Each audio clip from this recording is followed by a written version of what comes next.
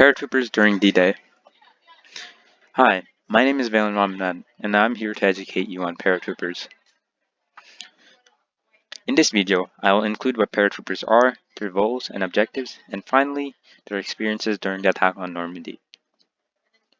Firstly, we will be answering who are paratroopers. Paratroopers are a type of infantrymen who are trained to be dropped from military cargo aircraft to their intended landing zones to help forces on the ground. During the attack on Normandy, there was 4 paratrooper divisions. From the US, there were the 82nd Airborne and 101st Airborne Divisions. From the British, there was the 6th Airborne Division. From Canada, there was the 1st Parachute Battalion, which is also the first ever parachute division in the Canadian Armed Forces. Now we'll talk about the roles of paratroopers. The main overarching goal for the paratroopers was to support the ground forces by flanking the enemy, which is essentially attacking from behind and around. There were 3 main objectives that they had to complete to help the forces. The first was to take control of major points such as routes and roads that would lead from the shores to the inlands. They would also have to capture bridges on the Murder River and other points of interest.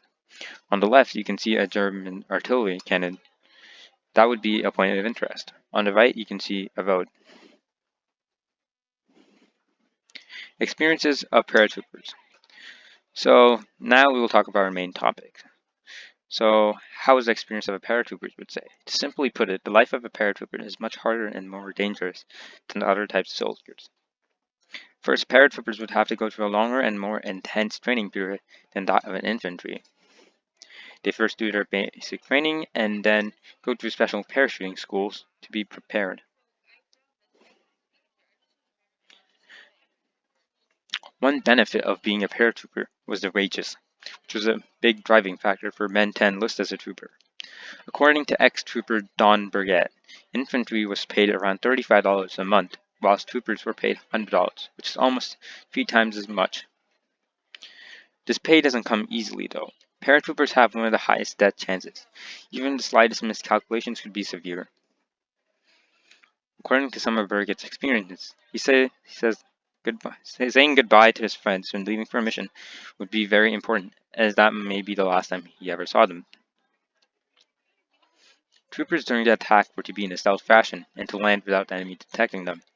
To help achieve a stealth landing, troopers were dropped early in the morning when the skies were too dark for the enemy to spot landing troops. Unfortunately, this made it all very difficult for troopers to see and land at their intended landing zones. This was a big struggle they had to face. Because of landing in the wrong zone, this caused injuries, deaths, and even caused some to get caught by the Germans. John DeVries was a paratrooper in the 1st Parachute Battalion who landed far from his intended landing zone.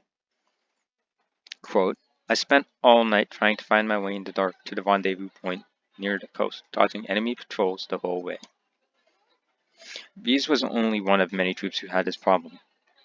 Homer Esley Hall, a trooper from the American 82nd Airborne Division, was also one of many troopers who had mistakenly landed a few miles from his landing zone. Unfortunately, unlike Rees, he was caught by German troops. Halls was sent to Stalag Luft 4, a German prisoners of war camp, where he spent the rest of the war until it was liberated by Allied troops. During his time there, he made a diary in which he wrote poems and wrote about his friends, to make sure not to forget them. Another trooper is Felix M. Adams, who was initially a combat medic of the 53rd Field Hospital. He was then transferred to the 101st Airborne Division, in which he then took part in the attack on Normandy. Fortunate for him, he completed his objective without having any problem. Adams Jr. made a scrapbook describing his experiences after the war. In this picture, you can see his scrapbook. These 4 brave paratroopers were only a few of many troopers during the attack on Normandy. Although their struggles were hard and some didn't return, their efforts were not in vain, as the Allied troops succeeded in taking over the beach of Normandy. Today, paratroopers still continue to play a role in peacekeeping operations. If you enjoyed this video, thank you. Don't forget to hit the like button, subscribe, and hit the notification bell to never get a video from me.